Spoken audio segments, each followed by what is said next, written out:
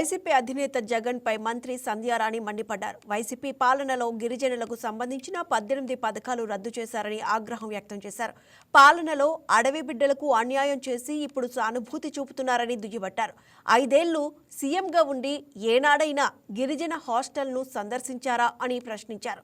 ఉమ్మడి శ్రీకాకుళం జిల్లా పాలకొండలో CM tour ఏర్పాట్లను మంత్రి గుమ్మడి సంధ్యారాణి పర్యవేక్షించారు. భూమిని మండలంలో జరగనున్న పేరెంట్స్ టీచర్స్ మీటింగ్లో సీఎం చంద్రబాబు, మంత్రి లోకేష్ పాల్గొనున్నారు. ముఖ్యమంత్రి పర్యటన నేపథ్యంలో జరుగుతున్న ఏర్పాట్లపై పాలకొండ ఎమ్మెల్యే నిమ్మక జయకృష్ణ ఆఫీసులో మంత్రి గుమ్మడి సంధ్యారాణి సమీక్ష నిర్వహించారు.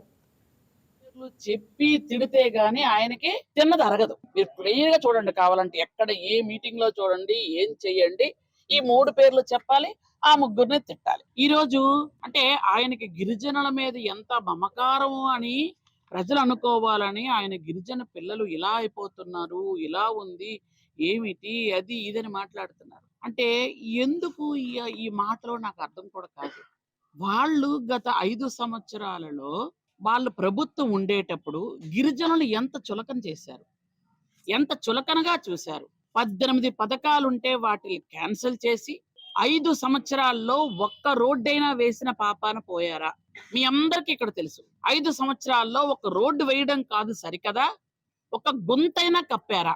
అట్లాంటి వాళ్ళు ఈరోజు ఎన్ని కబుర్లు మాట్లాడుతున్నారు అని అంటే, గిరిజనులంట, హాస్టల్ అంట, పిల్లలంట, అదంట, అన్నము పురుగులు ఏవో చెప్తున్నారు. ఆయన నీకు మనస్సాక్షి ఉందయ్యా అని అడుగుతున్నాను నేను. జగన్ రెడ్డి మనస్సాక్షి ఉందా నిజంగాను? ఆ రోజు యాక్చువల్ గత 5 సంవత్సరాల్లో పిల్లలు హాస్టల్లో ఉండేటప్పుడు. ఈ వీడియో మీకు నచ్చినట్లయితే లైక్ చేయండి, షేర్ చేయండి, మా ఛానల్కి సబ్స్క్రైబ్ చేయండి.